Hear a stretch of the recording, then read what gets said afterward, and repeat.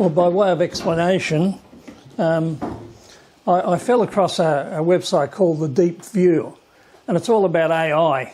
And I'm here to say I'm no expert. I'm not setting myself up as an expert on AI. All I'm saying is this is a little journey I've been taking with it. There's a site called Notebook LM. I don't know whether anyone's fell across it, but when you go into the site, it says, what do you want to do? Do you want to make an information graphic? Do you want to make a video? Do you want to make lecture notes? Do you want to make an essay? Do you want to create an email? Whatever. So you go in and you put in your criteria. And I put my criteria is about amateur radio. So I just pumped in anything I could possibly think of. No structure to it, just a bit of wild thinking. And I said, make me a video. And I was actually blown away with it, to be quite honest, what it produced. And I've got it here to show you. I also did an information graphic, and I'll show you what that looks like. I assume that go up.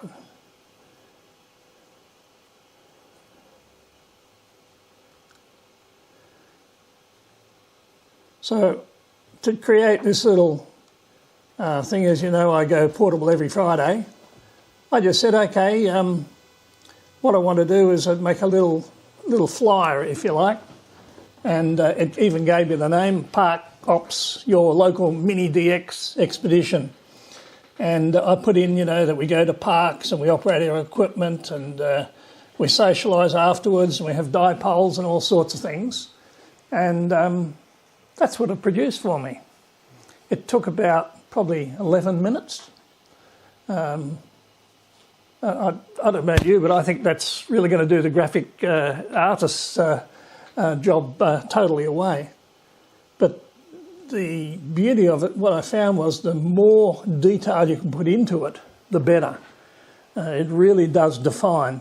For example, where I've got the FT817s and that, I'll just make that a bit larger. You've got to tell it what you want, a true image of it. You can't just say I want an FT817 or I want a Zygo 6100. You've got to say I want an absolute image of it, and it'll put it in there for you. If you just call up a dipole, it'll stick anything in the air for you. And there you go. See that one? It's a pretty good image of an FT817. Well, I think it is anyway. But I was absolutely gobsmacked when I saw this. And my son's got his own business, and I put him onto it. And he's now, instead of spending many, many hours doing training documents for his staff, he just pumps in the information he wants, and he's now got something like 6 volumes of training produced in one day that would take him many, many months. And pretty happy about it. I guess that's going to be the way of the future, I guess. Now, I'm hoping that the audio comes up on this video. This is what I put together for the video. All right, let's get into it. Today we're going way beyond the basement and diving into the modern, dynamic, and surprisingly adventurous world of ham radio. So be honest, when I say ham radio, what's the first thing that pops into your head? I'm guessing it's, some guy in a dimly lit room surrounded by a bunch of glowing gadgets, talking into the void, right? Well, get ready to completely update that mental picture, because this is what ham radio actually looks like today. I mean, look at that. It's mobile, it's outdoors, it's happening pretty much everywhere you can imagine, from a mountaintop to your local park. And this whole scene is what we call portable operation. Yeah, so the whole idea is that you're not tied down to one spot. It's all about packing up your gear, heading out, and setting up shop basically anywhere you want. You can connect with people all over the planet with just your equipment and, well, the air itself. So let's start with something you might actually see yourself. We're heading to a local park, which is fast becoming a new frontier for this hobby. Let me introduce you to Colin Christie. His call sign is VK2JCC. He's one of a growing number of radio amateurs who, instead of staying cooped up inside, takes his gear out to local parks in Sydney. He and his club friends set everything up right there for everyone to see, and you can bet it gets people talking. And what's really cool is seeing the variety of gear. On one hand, you've got folks using these really slick, professional-looking radios you can buy off the shelf. But then you have people like his friend Carmel, who are total homebrew enthusiasts. They literally design and build their own radios from scratch. It's this awesome mix of high-tech and pure hands-on creativity. Okay, setting up in a park is pretty neat, but how about broadcasting from a historic warship? Now we're talking. This is where things get really, really interesting. 36 knots, that's how fast the HMS Vampire could go. And just to be clear, we're not talking about some little boat here. This was a daring-class destroyer, a seriously fast and powerful ship with an incredible history. I mean, look at its journey. It served in the Royal Australian Navy, escorted troop ships to Vietnam, and now it's this amazing floating exhibit at a museum. It's a living piece of history. And this is where our guy Colin gets this wild idea. What if they could get the Vampire broadcasting on the airwaves again? But that leads to a huge question, right? How in the world do you rig up massive radio antennas on a priceless historical artifact without, drilling a single hole or making a single permanent mark? Well, their solution was just brilliant. They got creative and used what the ship already gave them. Those lines for hoisting flags, perfect for pulling up wire antennas. The old onboard communication tubes, they became the perfect pathways for running cables. Absolutely no drilling, no welding, nothing that would harm the ship. Just pure, clever engineering. And this whole project wasn't just about the technology. It was about connecting with people. And some of the questions they got from visitors were just, wow. Like this one, from a young boy who seriously asked, where do they store all the dead bodies on board? And suddenly, the radio operators became historians, explaining the realities of life at sea. And then there's this classic moment. They pick up this perfectly clear signal all the way from Japan, and a visitor from Texas leans in and asks, is that North Sydney or somewhere? It's just perfect. It shows you how amazing this technology feels to someone hearing it for the first time. It's like actual magic. And you know the coolest part? The connections weren't just on the air. Hams from as far away as New Zealand and Japan who talked to the ship station were so captivated, they actually flew to Sydney to see it for themselves. The radio waves built a bridge that people then crossed in real life. Okay, so that clever hands-on approach isn't just for big installations. It's really the heart and soul of the hobby, this whole hacker and maker spirit. Which brings us to another one of Colin's incredible projects. So the story goes, Colin's at the Army Museum in Paris, and he sees this World War II Parset spy radio. You know, the kind they used to drop to the French resistance. Super cool, right? The only problem is an original can set you back 10 grand. So what does he do? He decides, I'll just build one myself. And check this out. He found an old case in a second-hand store that looked just right. But the real genius is what's inside. He tucked a totally modern software-defined radio in there.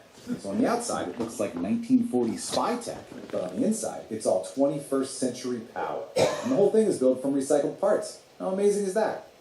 I absolutely love this quote from his fellow ham, Carmel. It just perfectly nails that fun, creative, almost mad scientist vibe of the hobby. It's all about looking at a pile of old parts and seeing a world of possibilities. Flowering geranium transistors? I mean, come on, that's just poetry. So as cool as these individual projects are, they're not happening in a vacuum.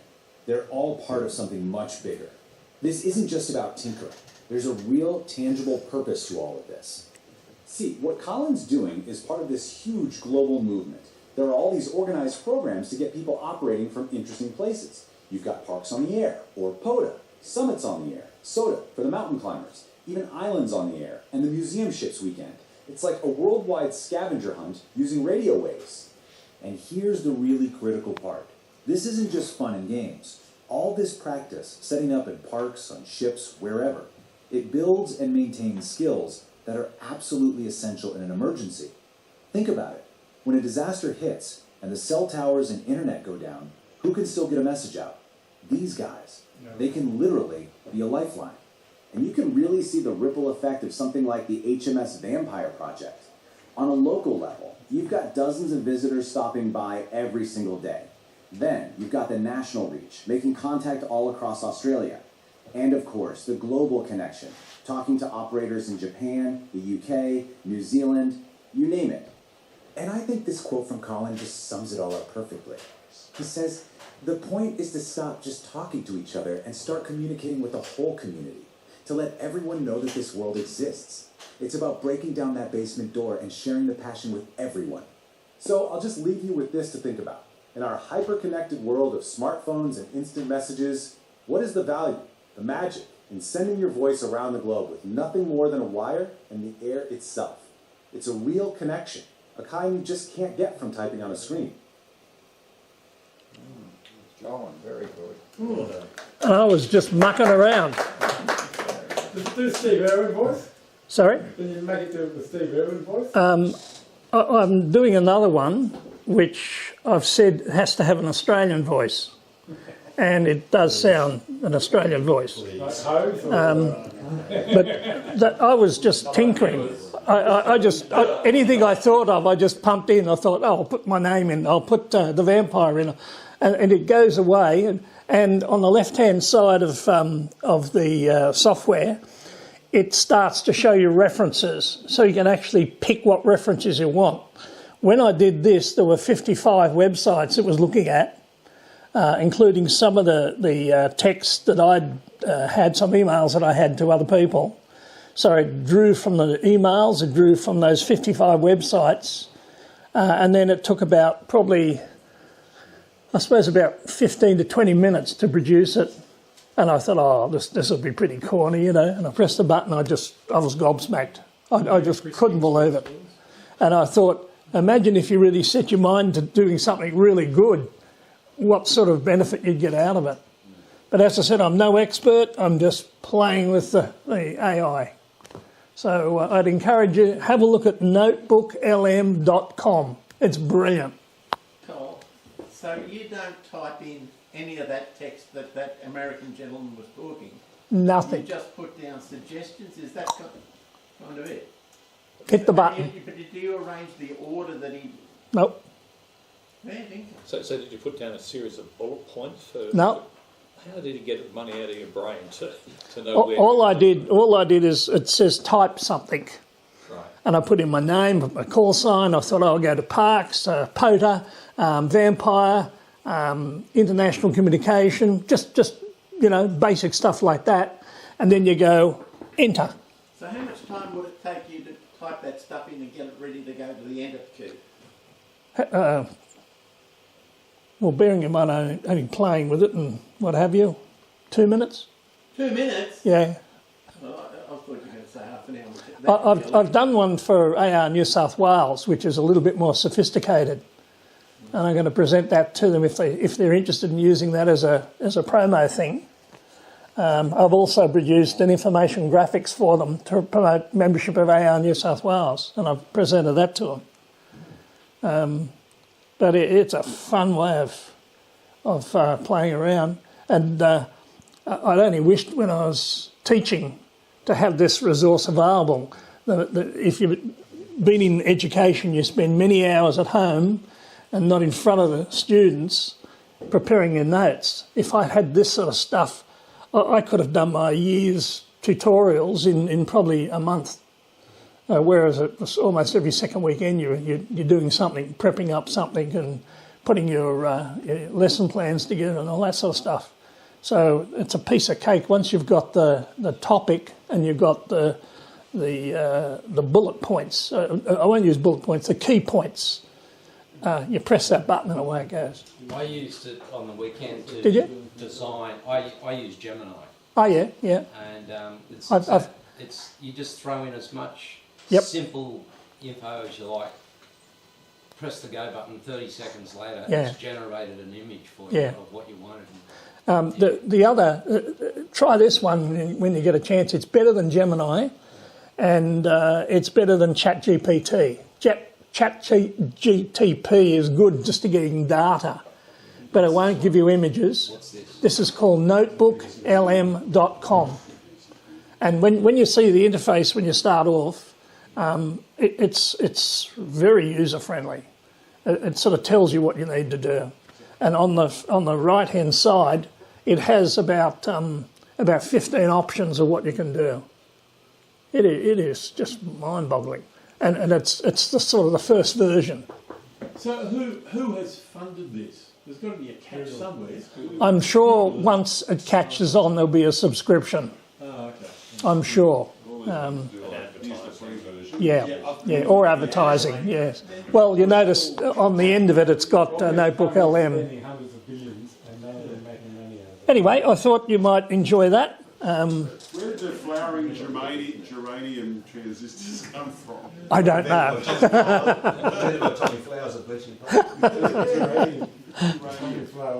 Yeah, that was it's a bit of thinking. I don't know whether I forgot this is part of the page. I wasn't able to get the lot, but I've done a few. I did one on portable and military HF transceiver technical. Albanese Trump. It's creating a graphic mind map. Yeah. But I'd encourage you, if you've got time, have a play with it. It's a lot of fun. It really is. Anyway, that's my little presentation. Thank you.